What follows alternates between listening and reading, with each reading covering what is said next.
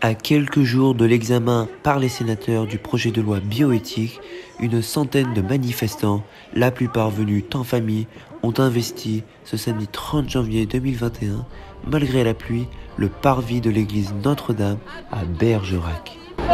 À recueillir et conserver des gamètes et d'autoriser les femmes à faire congeler leurs ovocytes sans nulle part.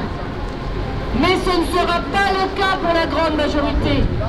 La femme, on n'exploite pas, et l'homme, on l'oublie pas.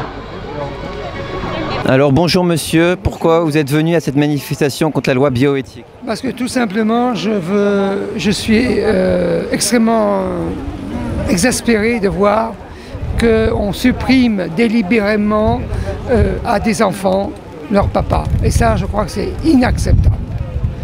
Parce qu'un enfant a fondamentalement besoin d'un père et d'une mère pour se construire. Et ça, je crois que c'est la plus grande faute que fait ce gouvernement. D'autant plus qu'avant, et je connais à titre personnel le cas, parce que je n'ai pas connu mon papa, que vraiment, il pouvait y avoir des situations où on n'est pas connu son papa. Mais il existait. Il avait son histoire.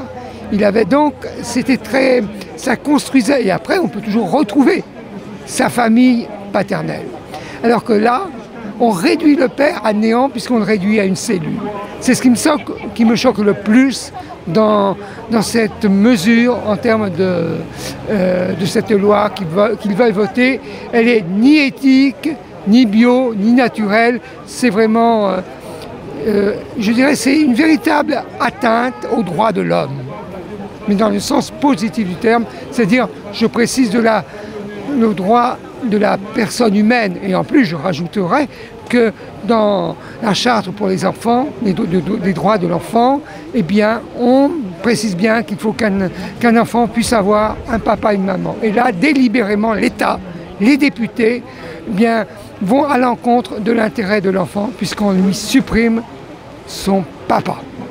Mais que répondez-vous aux couples lesbiennes qui disent qu'elles peuvent rendre heureuses leurs enfants, même à deux? Je ne remettrai pas en cause leur sincérité dans leurs paroles, mais je pense que ça reflète d'un profond égoïsme. Je pense également que l'enfant n'est pas un projet, l'enfant est un don.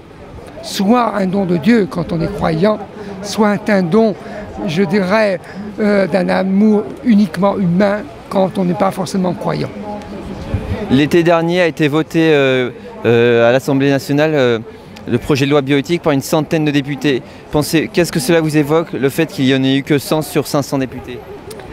Alors je pense que ça relève d'abord d'un déficit démocratique, d'une certaine mesure.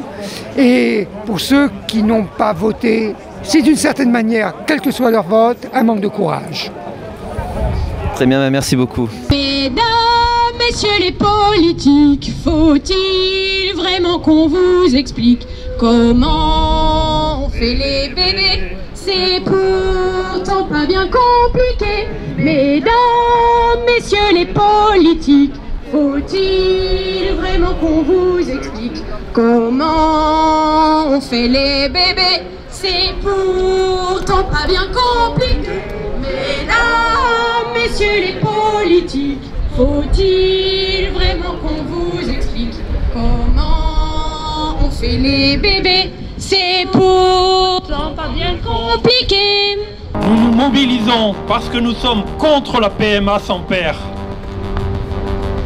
Parce qu'on ne peut pas priver volontairement un enfant de père, de l'amour d'un père tout au long de sa vie. Un père est unique pour son enfant. Une mère, un ami, un oncle ne le remplace pas.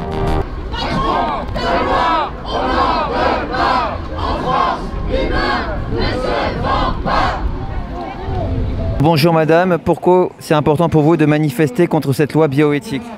Eh bien, je suis heureuse d'être là parce que ça me paraît important de réaffirmer qu'un enfant a besoin de son père et de sa mère.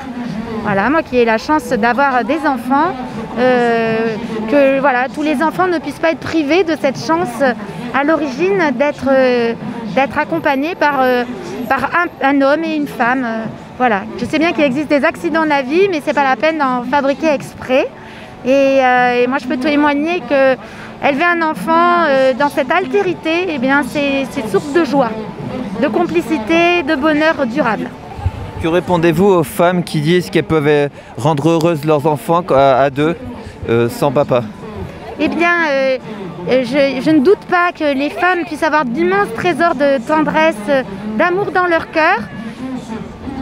De là, délibérément priver leur enfant de cet équilibre qui vient de ce double regard dont je parlais d'amour sur l'enfant, eh bien, je pense que c'est vraiment les confronter à une immense souffrance, une immense solitude. Très bien, merci beaucoup. Avec plaisir. Or, ce projet de loi ne s'attaque en rien à la lutte contre l'infertilité. Sommes-nous prêts à mettre en danger la santé des jeunes femmes fertiles en leur faisant congeler leurs ovocytes?